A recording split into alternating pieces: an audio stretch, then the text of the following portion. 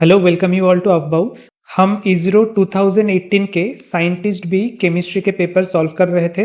Total number of question था 50 और हमने 1 to 25 इन डिटेल सॉल्व कर लिया था। हर एक के पीछे जो बेसिक कंसेप्ट है वो भी मैं बताते जा रहा था। अभी आज हम सॉल्व करेंगे 26 से लेके आखिर तक। 26 में क्या है? 26 में है mass spectrum is recorded as, this is 26। Mass spectrum is recorded as मतलब हर एक स्पेक्ट्रोस्कोपी में हम वाई एक्सिस अलोंग कुछ प्लॉट करते हैं और एक्स एक्सिस के अलोंग भी कुछ प्लॉट करते हैं। Now in case of mass spectra हम वाई एक्सिस के अलोंग इंटेंसिटी प्लॉट करते हैं और एक्स एक्सिस के along mass by ion charge m by Z ratio को प्लॉट करते हैं। तो आंसर कौन सा होगा? Option B, relative intensity against m by Z, ये होगा करेक्ट ऑप्शन। अब क्वेश्चन नंबर 27 में है the monomers M1 and M2 undergo polymerization to yield nylon 6,6 polymer. तो M1 और M2 क्या है? M1 बता दिया गया है हेक्सामिथिलीन डाइअमीन है, तो M2 क्या होगा? आंसर होगा option D, adipic acid. M1 और M2 यानी कि हेक्सामिथिलीन डाइअमीन और एडिपिक एसिड का स्ट्रक्चर हम ड्रॉ करते हैं पहले। ये है हेक्सामिथिलीन डाइअमीन। डाइअमीन है, इसका मतलब दोनों तरफ दो NH2 ग्रुप रहेगा, यहाँ पे एक, यहाँ पे एक, और हेक्सामिथिलीन मतलब 6 मिथाइल ग्रुप रहेगा। तो ये हो गया आपका M1। इसके साथ हम पॉलीमराइजेशन किस मॉलिक्यूल का करेंगे? एडिपिक एसिड का। Adipic acid is nothing but tetramethylene dicarboxylic acid, मतलब बीच में CH2 ग्रुप रहेगा 4 और दोनों तरफ दो कार्बोक्सिलिक एसिड ग्रुप एग्जिस्ट करेगा। ये है एडिपिक एसिड और यही होगा आपका आंसर, ऑप्शन डी।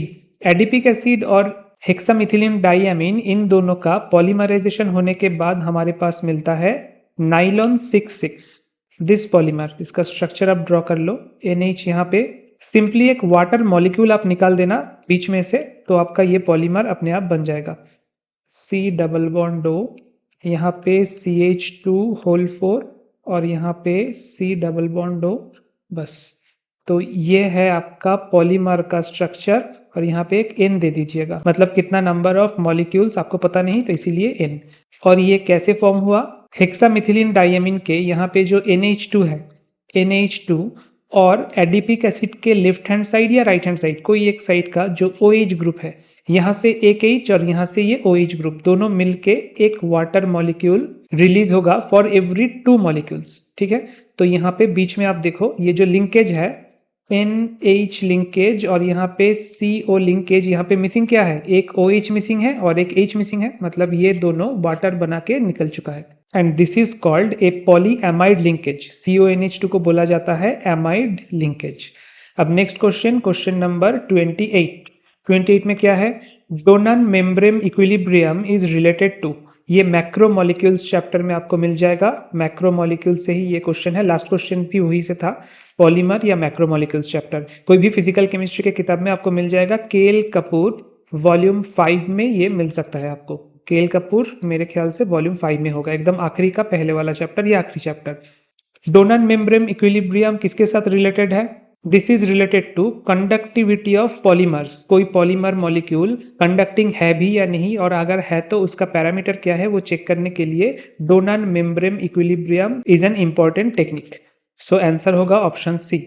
उसके बाद 29 में ये पूछा गया है नंबर एवरेज मोलर मास या molecular mass of polymer is determined by. इसका आंसर क्या होगा? उसके पहले एक टेबल आप याद कर लो, आप नोट कर लो और एग्जाम के पहले आप याद कर लेना कि जितने भी टाइप ऑफ मॉलिक्यूलर मास होता है, कितना टाइप का होता है? एक है नंबर एवरेज मॉलिक्यूलर मास, उसको बोला जाता है Mn बार, और एक होता है मास एवरेज मॉलिक्यूलर मास, उसको mm बार इससे डिनोट किया जाता है, और आखिरी में होता है viscosity average molar mass, this is viscosity average molar मास। और इन तीनों पैरामीटर को मेजर करने के लिए अलग अलग टेक्निक है। जैसे नंबर एवरेज मोलर मास को डिटरमाइन करने के लिए क्या टेक्निक है? Osmotic pressure and end group analysis. Osmotic pressure analysis या end group analysis. Mass average molar mass के लिए है light scattering technique, light scatter technique, और विस्कोसिटी के लिए है intrinsic viscosity, intrinsic viscosity method, ठीक है। तो यहाँ पे कौन सा एप्लीकेबल होगा, this will be applicable here. Number average molar mass आपसे पूछा गया है, तो कौन सा वाला होगा, ऑप्शन बी, ऑस्मोटिक प्रेशर। इस टेक्निक को अप्लाई किया जाता है डिटरमाइन करने के लिए नंबर एवरेज मोलर मास। अब question number 30, thermodynamics of polymer solutions is best described in, ये भी मैक्रोमोलिक्यूल्स चैप्टर से है। ऑप्शन कौन सा होगा, option C, Flory Huggins theory. This theory is completely based on polymer solution में, जैसे कि आप normal ionic and non ionic solution में थर्मोडायनेमिक्स के लिए क्या करते हो, थर्मोडायनेमिक्स मेजर करने के लिए आप केमिकल पोटेंशियल को यूज करते हो, म्यू जीरो को आप यूज करते हो। तो वैसे ही पॉलीमर सोल्यूशन में थर्मोडायनेमिक्स क्या होगा, उसके लिए Flory Huggins theory is the appropriate theory to apply. Now next question 31, chemical name of melamine is, melamine का स्ट्रक्चर आपको पता होना चाहिए, ये इनऑर्गेनिक केमिस्ट्री के मेन ग्रुप एलिमेंट्स का क्वेश्चन है। स्ट्रक्चर क्या है मेलामाइन का, दिस इज मेलामाइन, जहां पे 3 NH2 ग्रुप मिलेगा और साथ में 3 nitrogen as heteroatom benzene ring में लगा होगा। तो इसका नाम क्या होना चाहिए, हमें तो ये दिख रहा है कि ट्राई एमाइनो ये होना चाहिए, क्योंकि 3 एमाइनो ग्रुप है, और साथ में ट्राई एजाइन ये होना चाहिए, ट्राइएजाइन ट्राई अमाइनो। लेकिन 135 नंबरिंग आप कहाँ पे करोगे और 246 नंबरिंग आप कहाँ पे करोगे, इसका टेक्निक क्या है, टेक्निक है कि जो हेटेरो एटम है बेंजीन रिंग में, अगर कोई हेटेरो एटम होता है तो उसी से नंबरिंग शुरू होता है। So the numbering will start from here 1 2 3 4 5 और 6। तो क्या हो जाएगा, 135 ट्राई एजाइन हो जाएगा और 246 ट्राई एमाइन हो जाएगा। ऐसा कौन सा ऑप्शन है, यहाँ पे आप देखो 246 ट्राई एमाइनो 135 ट्राई एजाइन, यही एक ऑप्शन मैच करता है। तो option number C will be your correct choice. अब नेक्स्ट क्वेश्चन 32, क्या पूछा गया है, what is the root mean square end to end distance, end to end distance of a polymer. ये किसका क्वेश्चन हो गया, ये हो गया फिर से मैक्रोमोलिक्यूल्स का क्वेश्चन। तो end to end distance of a polymer chain पूछा गया है with number of bonds 2500 and bond distance of 154 picometre. Picometre मतलब क्या, मतलब 10⁻⁻12 मीटर, इसको पिकोमीटर बोला जाता है, 10⁻⁻12 को। और यहाँ पे नंबर ऑफ बॉन्ड्स है 2500। अब straight chain polymer, straight chain polymer में अगर मान लो कि 3 बॉन्ड है, अगर 3 बॉन्ड है उसका मतलब टोटल नंबर ऑफ मोनोमरिक यूनिट कितना होगा, 4। अगर 2 बॉन्ड है तो टोटल नंबर ऑफ मोनोमरिक यूनिट्स कितना होगा, 3। मतलब अगर 2500 नंबर ऑफ बॉन्ड्स है तो टोटल नंबर ऑफ मोनोमरिक यूनिट होगा 2501, इतने नंबर ऑफ मोनोमरिक यूनिट्स होगा। और रूट मीन स्क्वायर, यहाँ पे जो पूछा गया है root mean square end to end distance of a polymer chain, इसका फॉर्मूला क्या होता है, the formula is R square, इसका root will be equals to L into root over N। ये फॉर्मूला आप नोट कर लो, दिस इज इंपॉर्टेंट फॉर्मूला। जहां पे R क्या है, ये तो है root mean square distance, root mean square distance, और L क्या है, length of each bond, length of each bond, and N is number of segments, number of segments और मोनोमर, ठीक है। तो ये आपको फॉर्मूला मिल गया, आप इसका यूज कैसे करोगे, रूट मीन स्क्वायर डिस्टेंस तो आपको निकालना है, तो उसके जगह पे हम क्या लिखेंगे, हम लिखेंगे R square to the power half, ये हमें निकालना है, इक्वल्स टू एल के जगह हम क्या लिखेंगे, लेंथ ऑफ ईच बॉन्ड, तो वो होगा 154 पिकोमीटर, मतलब into 10⁻⁻12 metre, into root over कितना है सेगमेंट्स या मोनोमरिक यूनिट 2501। मैंने अभी अभी आपको दिखाया कि अगर नंबर ऑफ बॉन्ड्स है 2500 मतलब मोनोमरिक यूनिट होगा 2501। लेकिन इतने बड़े एक नंबर का, this is a large number 2501, इसका जो रूट स्क्वायर होगा that will be approximately equals to 2500। तो आप इसके जगह पे आप क्या लिख सकते हो, इसके जगह पे आप 50 लिख सकते हो। 2500 का रूट स्क्वायर कितना होता है, 50। तो यहाँ पे हम क्या लिखेंगे, 154 into 10⁻⁻12 into 50 approximate value. So in the next line आपका आंसर आएगा 7700 इंटू 10⁻⁻12 मीटर। इतना क्या है, इतना मीटर है, लेकिन हमें आंसर क्या चाहिए, आप ऑप्शन में देखो, आंसर में सब नैनोमीटर में दिया हुआ है। तो मीटर को नैनोमीटर करने के लिए क्या करना पड़ेगा, 1 nanometre equals to 10 to the power minus 9 metre. तो यहाँ से हम ऐसे करेंगे 7700 into 10 to the power minus 3 into 10 to the power minus 9। हमने 10 टू द पावर माइनस 12 को ऐसे तोड़ के लिखा 10 to the power minus 3 into 10 to the power minus 9। अब 7700 के साथ 10 to the power minus 3 multiply करने से हो जाएगा 7.7 और ऑलरेडी हमारे पास है into 10 to the power minus 9 metre. तो आंसर क्या होगा 7.7 नैनोमीटर। कौन सा ऑप्शन में है? ये देखो ऑप्शन सी। ऑप्शन सी में है 7.7 nanometre. That will be our answer. अब नेक्स्ट क्वेश्चन की तरफ चलते हैं। ये थोड़ा इरेज कर लेता हूं मैं। Question number 33. Which value of Van 't Hoff factor represents association of solute in solution? Van 't Hoff factor कब आता है? अगर कोई solution में ऐसा मॉलिक्यूल हो ए बी, अगर ऐसा कोई मॉलिक्यूल हो जो कि डिसोसिएट या एसोसिएट कुछ भी नहीं होता, तो वैन ट ऑफ फैक्टर क्या रहेगा? It will B 1। लेकिन अगर ऐसा कोई मॉलिक्यूल है जैसे NaCl, वो सोल्यूशन में जाते ही डिसोसिएट हो जाएगा Na प्लस Cl माइनस में, तब वैन ट ऑफ फैक्टर कितना होगा? वैन ट ऑफ फैक्टर होगा 2। दैट इज वैन ट of factor will be greater than 1। वैसे ही अगर हमारे पास ऐसा कुछ है जैसे कि एसिटिक एसिड, ये जाके दो एसिटिक एसिड डाइमराइज हो जाता है।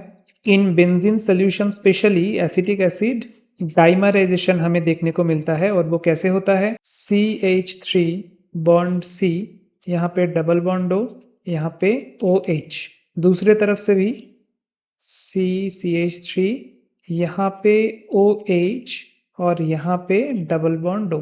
अब क्या होगा? हाइड्रोजन बॉन्डिंग होगा। यहाँ पे एक हाइड्रोजन बॉन्डिंग, यहाँ पे एक हाइड्रोजन बॉन्डिंग।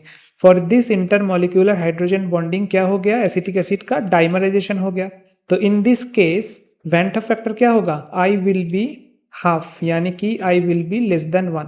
तो एसोसिएशन के केस में I लेस देन 1 होता है, डिसोसिएशन के केस में I ग्रेटर देन 1 होता है। अगर कुछ नहीं होता है तो I इक्वल्स टू 1 होता है। तो यहाँ पे आंसर क्या होगा? एसोसिएशन के लिए I less than 1। So option D will be the correct choice. Now question number 34। PH value पूछा गया है। ये एक ट्रिक क्वेश्चन है। जैसे कि पीएच कंसेप्शन सीखने के बाद क्लास 11-12 में हमको क्या पूछा जाता था कि 10 to the power minus 8 molar अगर आपके पास HCl है तो उसका पीएच बताओ कितना होगा। तो हम क्या करते थे कि minus log of H plus का कंसेंट्रेशन हमें देना है, यही पीएच होता है। तो यही अगर हमको निकालना है तो minus log of 10 to the power minus 8 to the base 10 क्या होगा? 8 होगा। तो हमारा पीएच कितना आया? पीएच आया 8। लेकिन हम क्या जानते हैं?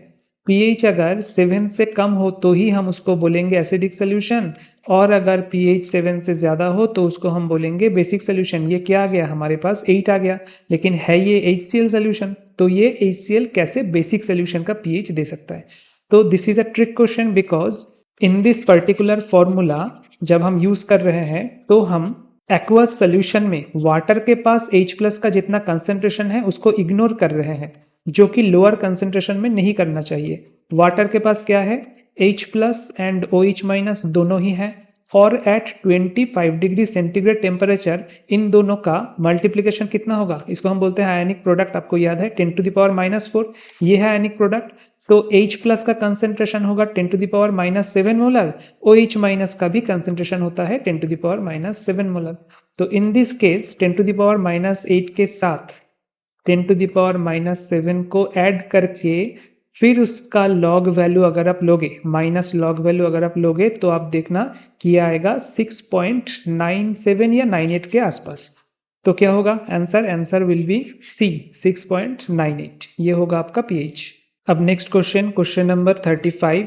Sodium sulphate, calcium chloride, aluminium sulphate, ये सब दिया गया है और पूछा गया है among this electrolytes the most effective coagulating agent for Sb2H3 solve क्या होगा? Sb2H3 सॉल्व क्या होता है? Sb2H3 में ये है एंटीमनी। एंटीमनी यहाँ पे है +3 चार्ज में, और सल्फाइड मॉलिक्यूल है -2 चार्ज में। यहाँ पे जो सल्फाइड पार्ट है, एनायनिक पार्ट है, that will help in coagulating. इसको हमें कोआगुलेट करवाना है, तो हम कौन सा रूल लगाएंगे? ये आप लिख सकते हो, this is a very important rule, Hardy Schulze rule. This is for coagulating. Hardy Schulze law या हार्डी शुल्स रूल क्या कहता है? इसका दो स्टेटमेंट है। Statement number 1 is ions carrying the charge opposite to that of sol particles.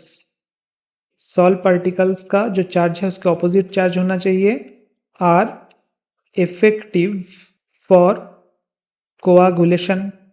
तो यहाँ पे H2 माइनस के ऑपोजिट चार्ज सब कैरी कर रहा है। सोडियम सल्फेट में भी Na प्लस है, कैल्शियम क्लोराइड में भी Ca2 प्लस है, एल्यूमिनियम सल्फेट में भी Al3 प्लस है और एमोनियम क्लोराइड में भी NH4 प्लस है। तो सेकेंड रूल क्या है? हार्डी-शुल्स रूल का सेकेंड लॉ है coagulating power. Coagulating power is directly proportional to valency of active ions. यहाँ पे एक्टिव आयन कौन सा है? आपको H2 माइनस को कोआगुलेट करवाना है, मतलब एक्टिव आयन होगा कैटायन। हम एनायन को नहीं गिनेंगे यहाँ पे। अगर कैटायन एक्टिव आयन है तो वहां पे कैल्शियम का देख लो आप, Ca2 प्लस है, सोडियम का +1 है, एल्यूमिनियम में 3 प्लस है और एमोनिया का +1 है। तो सबसे ज्यादा वैलेंसी किसका है? एल्यूमिनियम का, Al3 प्लस। सो कोएगुलेटिंग पावर भी इसका ही सबसे ज्यादा होगा। Option C will be your correct choice. अब next question, question number 36। In how many elements does the outermost electron have quantum number n equals to 4 and L equals to 1? Periodic table में 118 elements है modern periodic table में। अब उनमें से ऐसा element आपको बताना पड़ेगा कि कितने एलिमेंट्स है जहां पे n इक्वल्स टू 4 है और L इक्वल्स टू 1 है। n इक्वल्स टू 4 मतलब प्रिंसिपल क्वांटम नंबर 4 और L क्या है? Azimuthal quantum number. अब 4 अगर n है तो L का वैल्यू क्या क्या हो सकता है? 0, 1, 2, 3, मतलब S, P, D और F। इनमें से आपको बस ये बताना है L इक्वल्स टू 1 कौन सा है, मतलब P। तो 4p ऑर्बिटल वाला 4p ऑर्बिटल एग्जिस्ट करता है, ऐसे एलिमेंट्स कितने हैं? p ऑर्बिटल में मैक्सिमम कितना इलेक्ट्रॉन एग्जिस्ट कर सकता है? 1, 2, 3, 4, 5, 6। तो पीरियडिक टेबल में इलेक्ट्रॉनिक कॉन्फ़िगरेशन जिसका 4p1 है और वहां से लेके जिसका 4p6 तक है, इन सब एलिमेंट्स इस क्वेश्चन के आंसर के अंदर आएगा। मतलब टोटल कितना हो गया? 6 एलिमेंट्स हो गया। तो ऑप्शन होगा ऑप्शन बी, जहां पे है 6। In the next question, question number 37, क्या पूछा गया है? The gas phase decomposition of phosgene. Phosgene मतलब COCl2, दिस इज फॉस्जीन। तो gas phase decomposition of phosgene gas follows the rate law R equals to K phosgene to the power 3/2। Unit of its rate constant is. तो आपको ये given है कि R equals to K, R है rate और K है rate constant, और COCl2 के जो कंसेंट्रेशन है उसका टू दी पावर है 3/2। तो यहाँ पे आपको K का यूनिट बताना है। इसके लिए आपको मैं एक रूल बताता हूँ, जो रूल सब जगह पे लागू होगा इस टाइप के क्वेश्चन के लिए। वो रूल क्या है? कोई भी केमिकल इक्वेशन में रेट का यूनिट क्या होता है? रेट का यूनिट होता है मोल पर लीटर, मोल पर डेसीमीटर क्यूब, क्योंकि डेसीमीटर क्यूब को ही हम लीटर बोलते हैं। तो ये होता है रेट का यूनिट। लेकिन अगर आपसे पूछा जाए कि रेट कांस्टेंट का यूनिट क्या होगा, तो उसके लिए फॉर्मूला है mole per litre to the power 1 minus n और बाहर सेकेंड इनवर्स। ये होगा आपका रेट कांस्टेंट का यूनिट। अब देखो यहाँ पे n क्या है? n है order of the reaction, order of the reaction. तो इससे आपको पता क्या चल जाएगा? जैसे अगर n इक्वल्स टू 1 होगा, that is first order reaction, तो क्या होगा? रेट कांस्टेंट का यूनिट K का यूनिट होगा mole per litre to the power 1 minus n। n का वैल्यू क्या है? 1, 1 माइनस 1 सेकेंड इनवर्स। अब 1 माइनस 1 होता है 0 और something to the power 0 is 1, तो हो गया सेकेंड इनवर्स। ये होगा सेकेंड इनवर्स। वैसे ही अगर n इक्वल्स टू 2 है, सेकेंड ऑर्डर रिएक्शन, तो क्या होगा? K equals to mole litre inverse 1 minus 2 second inverse. 1 minus 2 मतलब -1, तो ये होगा mole inverse litre second inverse. और ठीक वैसे ही अगर मोल पर लीटर के जगह आपको अगर कोई गैसियस रिएक्शन दिया हुआ है, तो आप मोल पर लीटर के जगह क्या यूज करोगे? एटमॉस्फेरिक प्रेशर और ATM। मोल पर लीटर ये हम कब यूज करते हैं? This is for solution. लेकिन अगर कोई गैसियस फेज रिएक्शन हो, उसके लिए हम यूज करेंगे एटमॉस्फेरिक प्रेशर और ATM। तो in that case rate constant का यूनिट का फॉर्मूला क्या होगा? ATM to the power 1 minus n और बाहर सेकेंड इनवर्स। तो यहाँ पे रेट कांस्टेंट k का यूनिट क्या होगा, यहाँ पे है ATM to the power 1 minus कितने ऑर्डर का रिएक्शन है ये, this is n equals to 3/2 3/2 क्योंकि फॉस्जीन के ऊपर क्या है, फॉस्जीन के ऊपर है 3/2 phosgene to the power 3/2। So 1 minus 3/2 second inverse.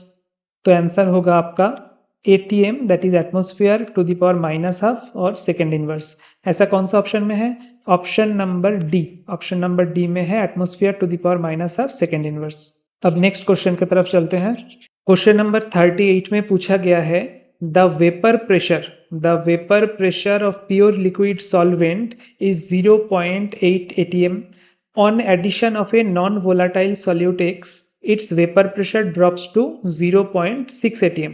तो मोल fraction of the component X क्या होगा, ये किसका क्वेश्चन है, this is from colligative properties. वहां पे राउल्ट्स लॉ पढ़ा होगा, राउल्ट्स लॉ का स्टेटमेंट क्या था, राउल्ट्स लॉ वाइज पीए वेपर प्रेशर, कोई अगर प्योर लिक्विड सॉल्वेंट हो उसका एक प्रेशर रहता है पीए 0, लेकिन उसमें अगर हम एक नॉन वोलाटाइल सल्यूट ऐड कर दे जैसे कि यहाँ पे किया हुआ है तो वो प्रेशर ड्रॉप हो जाएगा और उसको हम बोलेंगे क्या, partial pressure, that will be equals to PA 0 into X A, that is mole fraction of A. अगर ये ए और बी का सोल्यूशन है और उसमें ए है Na मोल और बी है Nb मोल, तो मोल फ्रैक्शन ऑफ ए होगा Na by Na plus Nb और XB होगा Nb by Na plus Nb। So XA plus XB will be equals to always 1।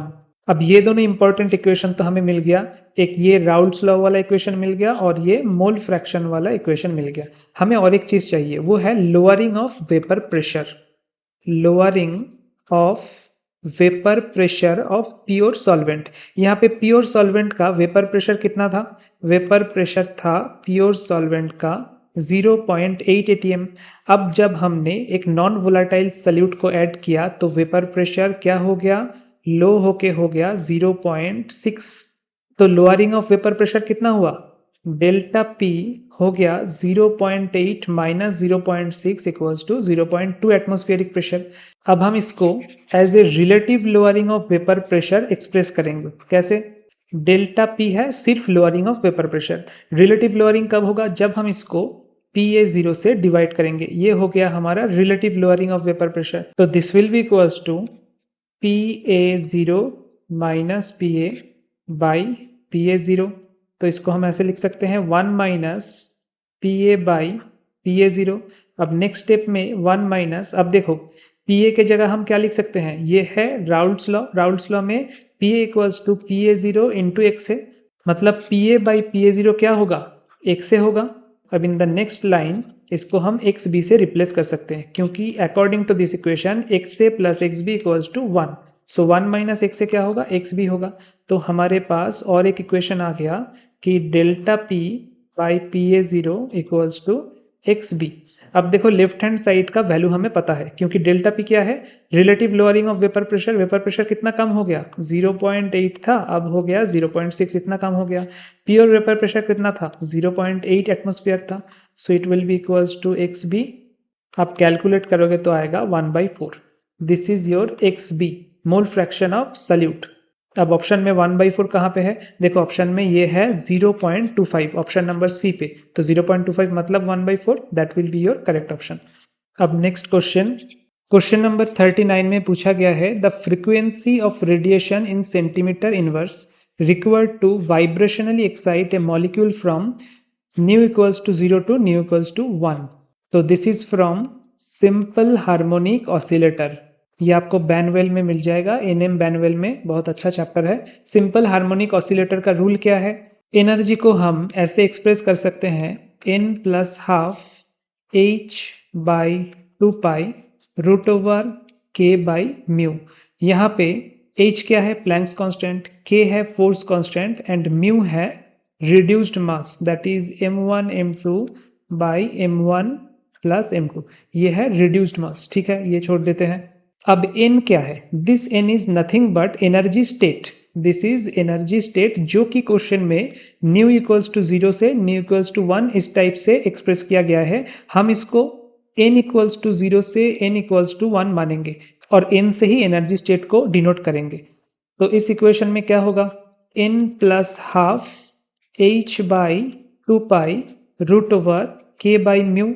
अब ये हो गया एनर्जी का expression in terms of energy के यूनिट, यानी कि जूल में या फिर अर्ग में हम इसको एक्सप्रेस किया है। लेकिन एनर्जी को हम वेव नंबर के तौर पे भी एक्सप्रेस कर सकते हैं। वेव नंबर मतलब नॉर्मल एनर्जी का इक्वेशन क्या है, H equals to H nu, जहाँ पे न्यू है हर्ट्ज या फिर सेकेंड इनवर्स, हर्ट्ज को हम सेकेंड इनवर्स बोलते हैं।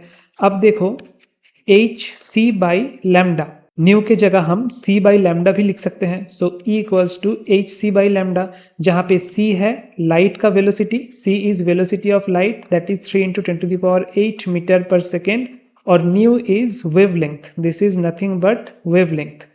तो E को अगर हम एच सी से डिवाइड करें तो राइट हैंड साइड में क्या रह जाएगा, 1 बाई लैम्डा रह जाएगा। एंड इसका यूनिट क्या है, इसका यूनिट है centimetre inverse. This is called wave number. So energy को अगर हम एच सी से डिवाइड करें तो हमें एनर्जी का दूसरा एक एक्सप्रेशन मिल जाएगा जो कि है वेव नंबर।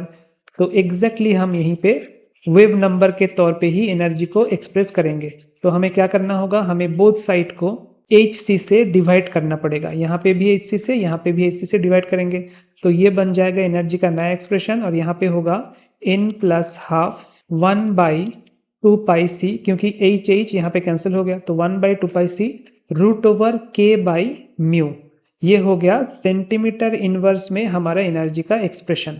अब हमें बताना है कि n अगर 0 से n इक्वल्स टू 1 इस स्टेट में हम प्रोमोट करें, उसके लिए कितने फ्रीक्वेंसी का रेडिएशन हमें चाहिए होगा। तो हम क्या करेंगे, E0 का एक बार एक्सप्रेशन लिखेंगे जहाँ पे 0 प्लस हाफ, ये करने के बाद हमारा आएगा expression 1 by 4 pi C root over K by mu centimetre inverse. और एक बार इसको करेंगे E1 जहाँ पे n के जगह हम पुट करेंगे 1। सो ये हो जाएगा 3 by 2 into 1 by 2 pi C root over K by mu centimetre inverse. इन दोनों को अगर हम माइनस कर दे, E1 को अगर E0 से सब्सट्रैक्ट कर दे तो क्या आ जाएगा, 3 बाई 2 माइनस 1 बाई 2, और बाकी का एक्सप्रेशन बिल्कुल सेम रहेगा। सो इतना centimetre inverse. So 3 by 2 minus 1 by 2 क्या होता है, 1 होता है। सो अल्टीमेटली क्या आ गया, 1 by 2 pi C root over K by mu centimetre inverse. यही हमको निकालना है, यही हमको बताना है डेल्टा ई सेंटीमीटर इनवर्स कितना होगा। और इसके लिए हमें कौन कौन सा वैल्यू चाहिए, हमें k का वैल्यू चाहिए विच इज फोर्स कांस्टेंट, और हमें म्यू का वैल्यू चाहिए विच इज रिड्यूस्ड मास। बाकी c का वैल्यू हम जानते हैं, पाई का वैल्यू हम जानते हैं 3.14। तो हमें म्यू का वैल्यू अननोन है और k का वैल्यू अननोन है। आप क्वेश्चन में देखो दिया हुआ है कि नहीं, क्वेश्चन में ऐसा कोई वैल्यू गिवन नहीं है। यहाँ पे k का भी वैल्यू नहीं दिया गया है, म्यू का भी वैल्यू नहीं दिया गया है।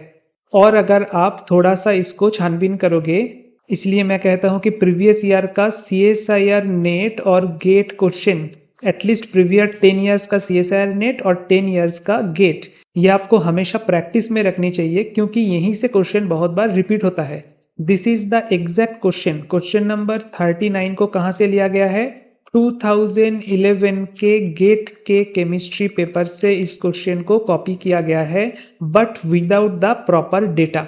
वहां पे कुछ क्वेश्चन था जैसे कि कॉमन डेटा क्वेश्चन होता है, एक पर्टिकुलर सेट ऑफ डेटा आपको प्रोवाइडेड रहता है, उससे लगातार 3-4 क्वेश्चन, मान लीजिए कि 4 या 3 क्वेश्चंस उसी डेटा के बेस में पूछा जाता है।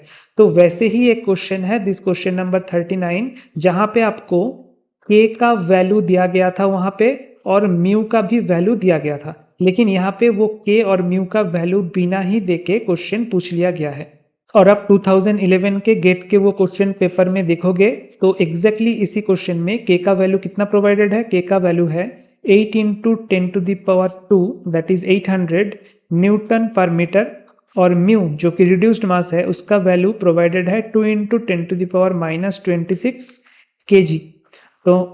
तो हम यहाँ पे क्या करेंगे, इन दोनों वैल्यू को अगर आप इस इक्वेशन में पुट कर दोगे तो आप देखना डेल्टा ई का वैल्यू आएगा 1 by 2 into 3.14 into 3 into 10 to the power 10 root over 8 into 10 square by 2 into 10 to the power minus 26 आपके पास वैल्यू आएगा 1061.6 सेंटीमीटर इनवर्स। ये आएगा आपका वैल्यू। तो ऑप्शन में आप देखो ऐसा कोई वैल्यू है कि नहीं। ऑप्शन में ऑप्शन सी, यहाँ पे आप देखो अच्छे से, इस क्वेश्चन में ऑप्शन सी में ये वैल्यू है 1061.6 सेंटीमीटर इनवर्स। तो ये होगा इसका correct answer. In the next question kinetic energy of gas से ये पूछा गया है next question. In the next question it is asked the kinetic energy of a gas molecule at 327 degree centigrade becomes half when the temperature is. अच्छा, kinetic energy depends on temperature by this equation 3/2 kT अगर हम एक molecule का बात कर रहे हैं तो, और अगर हम पूरा एक मोल गैसियस मॉलिक्यूल के बात कर रहे हैं तो 3/2 Na kT, और Na इंटू के का वैल्यू कितना होता है 3/2 RT। So this is the kinetic energy. हमें क्या चाहिए, हमें बस यहाँ से ये चाहिए कि काइनेटिक एनर्जी टेम्परेचर के साथ कैसे वेरी करता है, वो होगा प्रोपोर्शनल टू टेम्परेचर। तो अगर हमें काइनेटिक एनर्जी को हाफ करना है तो टेम्परेचर कितना हो जाएगा, ऑब्वियसली टेम्परेचर भी हाफ हो जाएगा। यहाँ पे टेम्परेचर क्या है 327 डिग्री सेंटीग्रेड।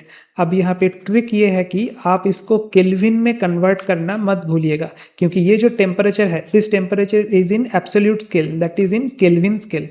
तो 327 प्लस 273 डिग्री कितना होगा, दिस विल बी 600 केल्विन। ये होगा आपका 600 केल्विन। तो इसका अगर आप हाफ कर दोगे तो कितना आ जाएगा 300 केल्विन। अब इसको सेंटीग्रेड में आप कन्वर्ट कर लीजिए तो ये आएगा 27 डिग्री सेंटीग्रेड। सो आंसर कितना होगा, option C 27 degree centigrade will be your correct choice. अब नेक्स्ट क्वेश्चन 41 क्या पूछा गया है, a reactant S forms two products P and Q as given below. एक बार एस से P प्रोडक्ट जनरेशन हो रहा है और एक बार एस से Q जनरेशन हो रहा है। दोनों में डिफरेंस क्या है, पहले रिएक्शन का रेट कांस्टेंट है K1 और एक्टिवेशन एनर्जी है EA1, और दूसरा रिएक्शन का रेट कांस्टेंट है K2 और एक्टिवेशन एनर्जी है EA2, and it is also given कि EA2 इक्वल्स टू 2EA1। हमें यहाँ पे क्या काम में लाना पड़ेगा, Arrhenius equation for rate constant according to which K equals to AE to the power minus activation energy जो कि यहाँ पे है EA1 for first reaction divided by RT, और दूसरे इक्वेशन के लिए K2 equals to AE to the power minus EA2 divided by RT। ये A क्या है, A is pre exponential factor. अब हम इन दोनों इक्वेशन में क्या करेंगे, सिंपली EA2 के जगह हम पुट कर देंगे EA2 इक्वल्स टू 2EA1। तो this will be equals to AE to the power minus 2EA1 by RT। तो अब जब K1 और K2 को आप डिवाइड करोगे, यहाँ पे आप करके देखो K1 डिवाइडेड बाई K2, ये जब आप करोगे आपके पास क्या आएगा, प्री एक्सपोनेंशियल फैक्टर कैंसिल हो जाएगा and finally you will get E to the power EA1 by RT। Minus नहीं रहेगा क्योंकि एक्सपोनेंशियल फैक्टर क्या हो जाएगा, माइनस हो जाएगा, E to the power minus EA1 by RT minus of minus 2EA1 by RT। तो ये आप करोगे तो क्या आ जाएगा, E to the power EA1 by RT। तो from this equation we can write that K1 equals to K2 E to the power plus EA1 by RT। ऐसा कुछ है ऑप्शंस में, आप देखो ऑप्शन सी में है K1 equals to K2 E to the power EA1 by RT। So this will be your answer.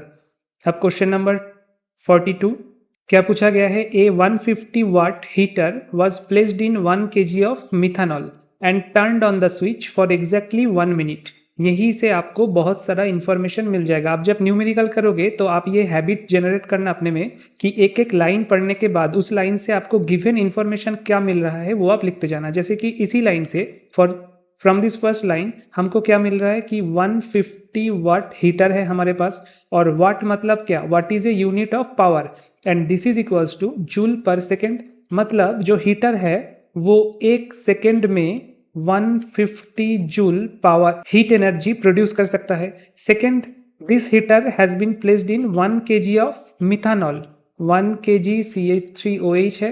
And third information is ये heater on कर दिया गया है for 1 minute, for 60 second the heater has been switched on. The temperature increases by 3 Kelvin. Assuming that all the heat is absorbed by methanol, the molar heat capacity of methanol is, आपको क्या निकालना है, आपको C निकालना है, which is called heat capacity। इसको आप heat capacity भी बोल सकते हो या फिर इसको specific heat capacity भी आप बोल सकते हो। कब क्या बोलोगे? heat capacity है कि कोई एक सब्सटेंस का, उसका मास हमें पता नहीं, ठीक है, उसका मास पता नहीं, लेकिन कोई एक सब्सटेंस का 1 केल्विन टेम्परेचर इंक्रीज करने के लिए हमें x joule heat energy provide करना है। तो x बाई 1, क्योंकि 1 केल्विन है नीचे, तो x by 1 equals to x joule per kelvin. ये क्या हो जाएगा? This will be your C, and in that case this will be called heat capacity. लेकिन अगर यही डेफिनेशन में मैं मास को इंक्लूड करूंगा, मैं अगर ये बोलूं कि 1 ग्राम सब्सटेंस का या फिर 1 मोल सब्सटेंस का या फिर 1 kg सब्सटेंस का 1 केल्विन टेम्परेचर इंक्रीज करने के लिए हमें x joule heat energy provide करना पड़ रहा है, तो क्या होगा? तब होगा x जूल पर ग्राम पर केल्विन, और तब हम इसको बोलेंगे स्पेसिफिक हीट कैपेसिटी। तो हमारे पास यहाँ पे जो C निकालने के लिए बोला गया है कि C क्या होगा, this is specific heat capacity, because यहाँ पे मेंशन कर दिया गया है कि 1 मोल इथानॉल के ही, सॉरी मिथानॉल के ही हीट कैपेसिटी आपको निकालना है 1 मोल के, ठीक है। तो हम कैसे निकालेंगे? जो गिवन इंफॉर्मेशन है हम उनको काम में लगाएंगे। सबसे पहले गिवन इंफॉर्मेशन के मुताबिक हम एक हीटर को, जो कि 1 सेकेंड में 150 जूल हीट एनर्जी प्रोवाइड करते हैं, उसको 1 मिनट के लिए यानी कि 60 सेकेंड के लिए ऑन करके छोड़ दिया है, तो कितना हीट जनरेट होगा? 150 इंटू 60, इतना जूल एनर्जी जनरेट हो जाएगा। अब इतना जूल एनर्जी, टेम्परेचर कितना इंक्रीज कर दिए हैं? टेम्परेचर 3 केल्विन इंक्रीज कर दिए हैं। किसका? 1 kg ऑफ मिथानॉल का। 1 kg मिथानॉल मतलब मिथानॉल का जो मॉलिक्यूलर वेट है दैट इज 32 ग्राम। तो 1 kg मतलब 1000 ग्राम, 1000 divided by 32, this is 31.25 mole of methanol. तो 31.25 मोल मिथानॉल के 3 केल्विन टेम्परेचर इंक्रीज करने के लिए हमें इतना जूल एनर्जी चाहिए। तो 1 मोल मिथानॉल के 1 केल्विन टेम्परेचर इंक्रीज करने के लिए कितना जूल एनर्जी चाहिए? So divided by 150 into 60 divided by 31.25 into 3, ये होगा आपका स्पेसिफिक हीट कैपेसिटी या मोलर हीट कैपेसिटी। इसको कैलकुलेट करोगे तो आएगा 96, ठीक है, 96 जूल पर मोल पर केल्विन। तो आंसर कौन सा होगा? आंसर होगा ऑप्शन ए। ऑप्शन ए में देखो 96 जूल पर मोल पर केल्विन है। अब next question, question number 43 important है। This is from thermodynamics and most specifically the third law of thermodynamics. Third law of thermodynamics is very important and it says that third law of thermodynamics, इसका statement है कि अगर कोई crystal एक pure and perfect crystal है, pure and perfect crystalline substance has molar entropy, उनका molar entropy at 0 kelvin is absolute 0, मतलब उनका एस कितना होगा? एस 0 होगा, मोलर एंट्रोपी 0 होगा अगर वो pure and perfect crystalline substance हो। तो प्योर एंड परफेक्ट का मतलब उसमें कोई भी डिफेक्ट नहीं रहेगा, उस क्रिस्टलाइन सब्सटेंस में कोई डिफेक्ट नहीं रहेगा। और सेकेंड पॉइंट है, उस क्रिस्टलाइन सब्सटेंस का कोई अरेंजमेंट नहीं होगा। एक सब्सटेंस का बहुत सारा अरेंजमेंट हो सकता है, but in case of pure and perfect crystalline substance number of arrangement will be only 1, ठीक है। ये है बहुत important criteria for the third law of thermodynamics. अब इसको हम इस क्वेश्चन में कैसे अप्लाई करेंगे? क्वेश्चन में पूछा क्या गया है? क्वेश्चन में पूछा गया है कि द मोलर एंट्रोपी ऑफ, यहाँ पे आप देखो, the molar entropy of crystalline CO मतलब carbon monoxide at absolute 0 is क्या होगा? ठीक है, मतलब 0 केल्विन टेम्परेचर है और आपके पास क्रिस्टलाइन कार्बन मोनोऑक्साइड है। थर्ड लॉ ऑफ थर्मोडायनेमिक्स का जो फॉर्मूला है, इक्वेशन है, that is S equals to K L N W to the power L N W to the power N A. ठीक है, डब्ल्यू यहाँ पे क्या है, एस है एब्सोल्यूट एंट्रोपी, के आपको पता है बोल्ट्जमैन कांस्टेंट, डब्ल्यू है नंबर ऑफ अरेंजमेंट्स और एन ए है एज यूजुअल एवोगैड्रो नंबर। तो इसको हम कैसे लिख सकते हैं, इसको हम ऐसे भी लिख सकते हैं इस इक्वेशन को, S equals to K N A L N W, N A आ गया इस तरफ लॉगरिथम के rule wise, so R L N W, इसको हम ऐसे लिख सकते हैं क्योंकि universal gas constant R equals to Boltzmann constant into Avogadro number. ठीक है, तो इस फॉर्मूला में हमको क्या पुट करना है कि कार्बन मोनोऑक्साइड का क्रिस्टलाइन स्टेज में कितने फॉर्म्स होते हैं, कितने नंबर ऑफ अरेंजमेंट्स होते हैं, तो that is 2। Carbon monoxide 2 type के अरेंजमेंट में रह सकता है in crystalline form, so this will be RLN2। अब देखो कोई ऑप्शन है कि नहीं RLN2, कोई ऑप्शन, फर्स्ट ऑप्शन है RTLN2 नहीं होगा, सेकंड ऑप्शन है -RLN2 ये भी नहीं होगा, फर्स्ट ऑप्शन नहीं होगा, सेकंड ऑप्शन नहीं होगा, थर्ड ऑप्शन है 0 ये भी नहीं होगा। अब बचा हमारे पास फोर्थ ऑप्शन, तो इसको हमें कैलकुलेट करके देखना पड़ेगा। तो R की जगह हम क्या लिखेंगे, 8.314 जूल पर मोल पर केल्विन इंटू LN2। LN2 का वैल्यू कितना होता है, LN2 का वैल्यू होता है 0.693, so this will come 5.763 kilo joule per mole. तो लास्ट ऑप्शन, आखिरी ऑप्शन होगा आपका correct answer, option D. Moving on to the next question. Next question में पूछा गया है the first order reflection of a beam of X-ray of wavelength 1.54 angstrom from the 100 face of a crystal of the simple cubic type lattice at an angle 11.29 degree। तो first line से हमें information क्या मिला कि हमारे पास first order reflection हो रहा है एंड एक्सरे जो हम यूज कर रहे हैं उसका वेवलेंथ है 1.54 एंगस्ट्रॉम। एंगस्ट्रॉम मतलब कितना, 1.54 इंटू 10⁻⁻10 मीटर, और लैटिस का जो फेस हम यूज कर रहे हैं क्यूबिक लैटिस है उसका 100 फेस हम यूज कर रहे हैं, और जो एंगल है दैट एंगल इज 11.29 डिग्री। तो ये किस तरफ जा रहा है, ये जा रहा है ब्रैग्स लॉ की तरफ, ब्रैग्स इक्वेशन की तरफ, which is n lambda equals to 2d sine theta. अच्छा हमें चाहिए क्या, what will be the length of the unit cell. तो यूनिट सेल अगर आपके पास ऐसा है एक यूनिट सेल, तो उसका एक लेंथ होगा, क्यूबिक यूनिट सेल मतलब हर एक जो एज है उसका एक ही सेम लेंथ होगा, दैट इज a। तो हमें a को निकालना है, ये क्वेश्चन में पूछा गया है। तो हम पहले यूज करेंगे इस इक्वेशन को n lambda equals to 2d sine theta, जहां पे n है ऑर्डर ऑफ रिफ्लेक्शन। कौन सा ऑर्डर है, मेंशन किया गया है फर्स्ट ऑर्डर रिफ्लेक्शन है, तो 1 इंटू लैम्डा हम क्या यूज करेंगे 1.54 इंटू 10⁻⁻10 मीटर, फिर 2 इंटू डी हमें पता नहीं, डी पता करना है, into sine theta, sine 11.29 degree. तो इसको जब आप सॉल्व करोगे तो आपके पास डी का वैल्यू आएगा 3.9 इंटू 10⁻⁻10 मीटर।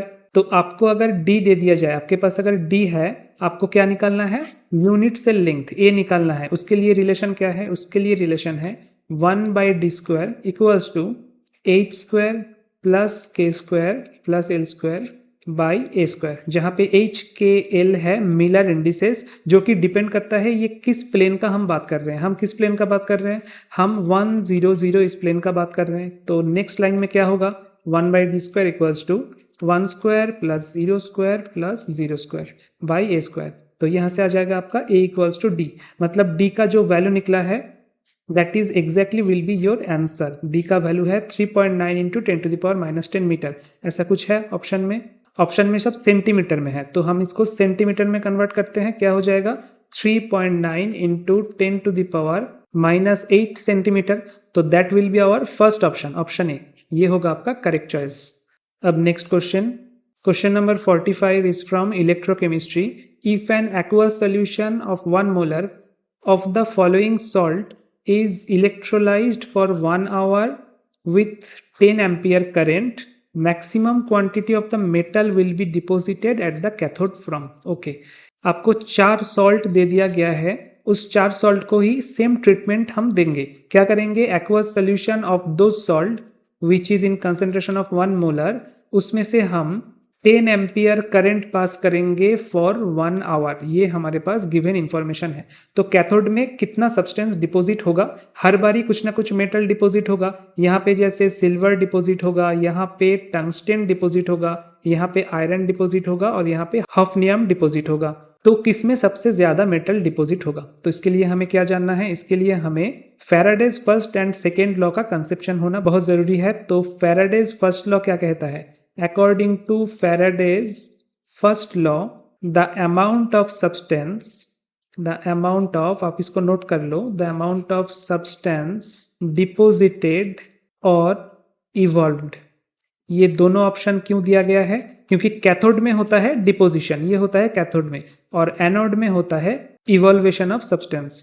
तो डिपोजिटेड और evolved in any electrode, in any electrode is proportional to, जितना अमाउंट इवॉल्व या डिपोजिशन होगा that is proportional to the amount of electricity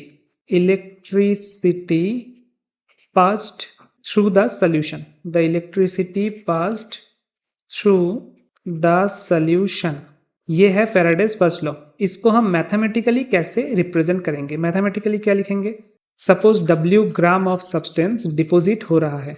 अगर W gram of substance deposit हो cathode में, या फिर W gram of substance evolve हो जाए एनोड से, then we can write W varies as Q।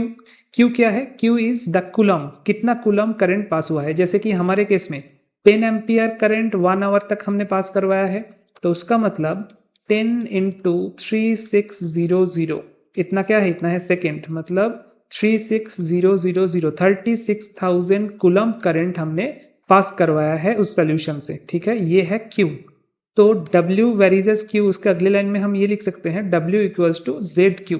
हमने एक प्रोपोर्शनलिटी कांस्टेंट को यूज किया, जिसको हम क्या बोलेंगे, इलेक्ट्रोकेमिकल इक्विवेलेंट कांस्टेंट। अब मैं जो लाइन बोलने जा रहा हूं वो आप ध्यान से समझो कि अगर हम 1 कूलम करंट को उस सोल्यूशन से पास करते तो क्या होता, W इक्वल्स टू Z, मतलब 1 कूलम करंट पास करने से कैथोड में जितना अमाउंट मेटल डिपॉजिट होता उसको हम क्या बोलते कि Z amount of metal deposit हुआ है। तो electrochemical equivalent is nothing but 1 second में 1 एम्पियर करंट पास करने से कैथोड में कितना अमाउंट ऑफ सब्सटेंस डिपॉजिट होता है, या फिर एनोड से कितना अमाउंट ऑफ सब्सटेंस इवॉल्व होता है। अब 1 कूलम करंट की जगह अगर हम 1 मोल इलेक्ट्रॉन का करंट पास करते, 1 मोल इलेक्ट्रॉन का करंट कितना है total, that will B 96500 coulomb. ये जो हम 1 फैराडे बोलते हैं, 1 फैराडे का मतलब ही है कि 1 मोल अगर आपके पास इलेक्ट्रॉन है, सिर्फ इलेक्ट्रॉन का चार्ज है, तो उसका टोटल करंट कितना होगा, टोटल करंट होगा 96500 कूलम। तो इतना अमाउंट ऑफ कूलम को अगर हम उसी सोल्यूशन से पास करते तो हमारे पास exactly 1 gram equivalent of that substance deposit हो जाता कैथोड में। हम जिस सब्सटेंस का बात कर रहे हैं वो सब्सटेंस 1 इक्विवेलेंट वेट डिपॉजिट हो जाता कैथोड में, या तो एनोड से 1 इक्विवेलेंट वेट इवॉल्व हो जाता। तो we can write this equation W equals to EQ by F। इसको हम ऐसे लिख सकते हैं, जहां पे E है equivalent weight of the substance, जो भी इक्विवेलेंट वेट होगा। ये है फैराडे का फर्स्ट लॉ का मैनिफेस्टेशन। ठीक है, ये फैराडे का फर्स्ट लॉ का मैनिफेस्टेशन है। और सेकेंड लॉ क्या कह रहे हैं हमसे, second law of Faraday states that कि amount of substance deposited in the cathode और evolve from the anode is directly proportional to the equivalent weight of that substance. ठीक है, तो हम इसको कैसे यूज करेंगे for the given problem. Given problem में हमें लास्ट लॉ को, मतलब फैराडे सेकेंड लॉ को यूज करना होगा, क्योंकि करंट तो सब में सेम पास हो रहा है। अगर आप 10 एम्पियर करंट 1 घंटे तक पास करवाओगे तो फैराडे के जो फर्स्ट लॉ है W equals to EQ by F, यहाँ पे F कांस्टेंट है 96500, और Q के जगह आप क्या लिखोगे, Q के जगह 10 एम्पियर इंटू 1 आवर मतलब 3600, ये हो गया 36,000 कूलम करंट। तो Q भी सेम है सब जगह, सिर्फ डिफरेंस क्या होगा, इक्विवेलेंट वेट डिफरेंस होगा। और इक्विवेलेंट वेट जिसका मैक्सिमम होगा उसका W यानी कि कैथोड में डिपोजिशन ऑफ मेटल भी मैक्सिमम होगा। क्योंकि यहाँ पे W वेरीज एज E है जो कि फैराडे का सेकेंड लॉ कहता है। तो अब हम देखेंगे सबसे पहले FeCl3, सबसे पहले हमारे पास है FeCl3, इसका इक्विवेलेंट वेट कितना होगा।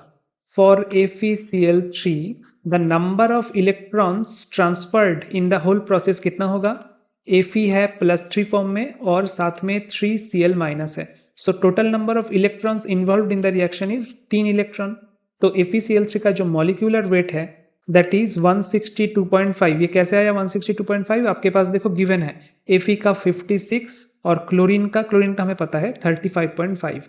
तो 56 प्लस 35.5 इंटू 3 करोगे तो आपके पास आ जाएगा 162.5। इसको 3 से आप डिवाइड करो, कितना आएगा, इट विल कम 54.17 ऐसा कुछ। सेकेंड मॉलिक्यूल है AgNO3, यहाँ पे भी सेम है। AgNO3 का मॉलिक्यूलर वेट हमें पहले देखना पड़ेगा, which will come 170 divided by number of electrons involved. बस एक ही इलेक्ट्रॉन इन्वॉल्व्ड है, Ag प्लस और NO3 minus, so 170 by 1 equals to 170।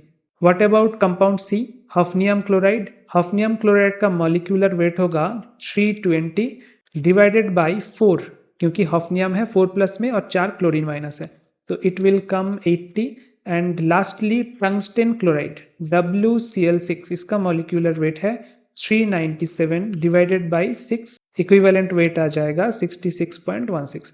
तो चारों में सबसे ज्यादा इक्विवेलेंट वेट किसका है, आप देखो 170 is the highest equivalent weight which is of silver nitrate, option B. Option B में है सिल्वर नाइट्रेट, वही होगा आपका correct option, option B silver nitrate. अब next question, question number 46, the number of molecules present in a drop of water if its volume is 0.05 ml/r। 1 drop of water है और उसका volume कितना है 0.05 ml। हमें वाटर का density पता है, वाटर का डेंसिटी है 1 ग्राम पर cc यानी कि 1 ग्राम पर ml। तो 0.05 ml वाटर मतलब 0.05 ग्राम वाटर, और वाटर का मॉलिक्यूलर वेट कितना है 18 ग्राम। तो 18 ग्राम वाटर में कितना मॉलिक्यूल्स ऑफ वाटर रहेगा, Avogadro number of H2O molecules 18 gram water में। तो 0.05 ग्राम वाटर में कितना रहेगा, Avogadro number into 0.05 divided by 18। ये करके देखते हैं कितना आता है, ये आएगा आपका 1.67 इंटू 10⁻21 ऐसा कुछ है ऑप्शन में। हाँ आप देखो ऑप्शन ए में है 1.67 into 10⁻21। This will be your answer. Next question, question number 47, which one of the following is not a photo detector.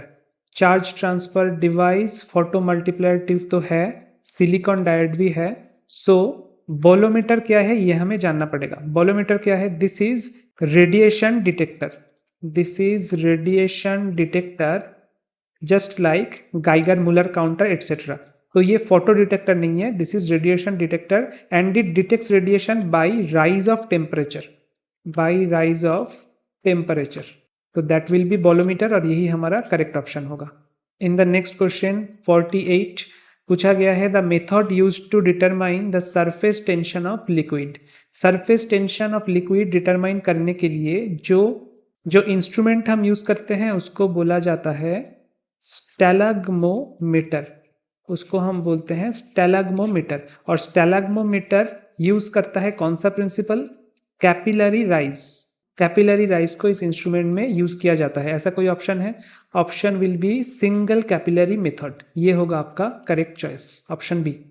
फिर क्वेश्चन नंबर 49 यहाँ पे पूछा गया है, the expression regarding the unit of coefficient of viscosity which is not true. Coefficient of viscosity का unit क्या है, that will B pascal second.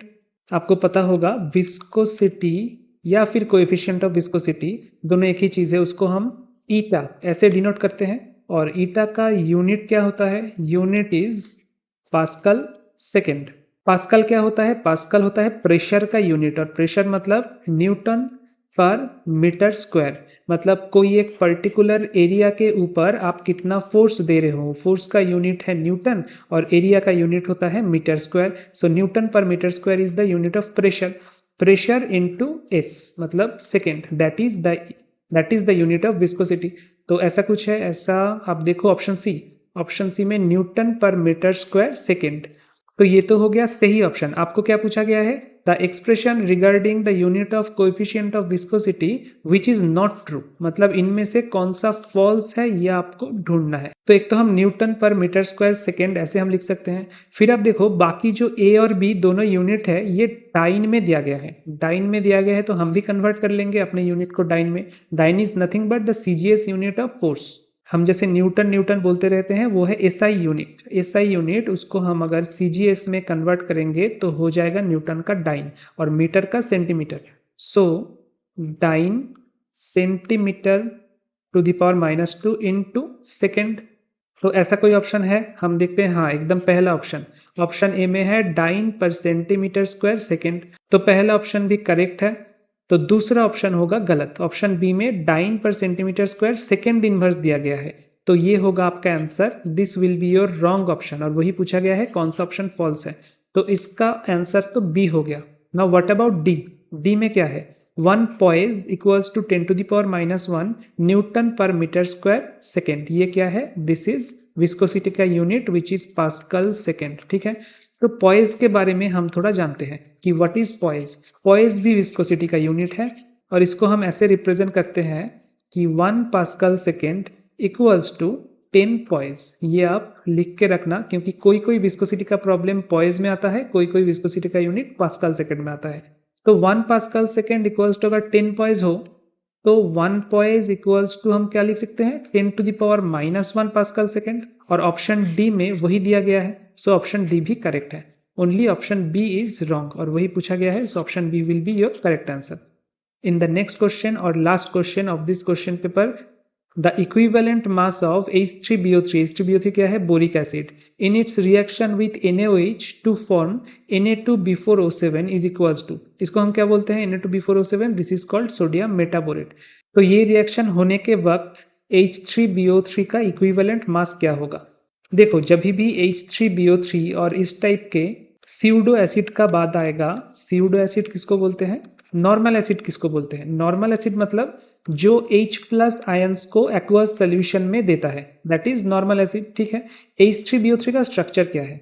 This is H3BO3 structure, जहां पे बोरॉन है sp2 हाइब्रिडाइज्ड और उसके पास ऑलरेडी एक p ऑर्बिटल वैकेंट पड़ा हुआ है, एक p ऑर्बिटल उसके पास वैकेंट है। तो अगर वैकेंट p ऑर्बिटल है तो वो अलग से H+ को तो नहीं छोड़ेगा, बल्कि अगर कोई नेगेटिव चार्ज उसको दे रहा है बाहर से, उसको एक्सेप्ट करेगा। और वही होता है इन दिस केस। सोडियम हाइड्रोक्साइड के साथ जब रिएक्शन होता है 1OH यहाँ पे अटैच हो जाता है और बोरॉन के ऊपर एक नेगेटिव चार्ज आ जाता है। और क्योंकि ये एक इलेक्ट्रॉन पेयर को एक्सेप्ट करने का कैपेसिटी रखता है, that is why this is called acid. ये H+ अलग से दे नहीं सकता है, लेकिन इलेक्ट्रॉन पेयर को एक्सेप्ट कर सकता है। तो बोरिक एसिड के केस में कोई भी रिएक्शन में इसका इक्विवेलेंट वेट क्या होगा? इक्विवेलेंट वेट विल बी इसका जो मोलर मास है, मोलर मास या मॉलिक्यूलर वेट डिवाइडेड बाय 1, क्योंकि ये एक ही इलेक्ट्रॉन को एक्सेप्ट करेगा in any reaction. So molar mass by 1 ऐसा कुछ है, ऐसा देखो ऑप्शन डी में है, ऑप्शन डी में है molar mass, only molar mass, it will be your correct option. So best wishes for ISRO scientist exam. आप अच्छे से प्रीवियस ईयर का गेट और नेट का भी, CSIR नेट का भी क्वेश्चन पेपर देख के जाइएगा। अपार्ट फ्रॉम इसरो का मैंने 2021 का क्वेश्चन पेपर सॉल्व करवा दिया है और ये 2018 का भी हो गया। तो thank you and have a nice day.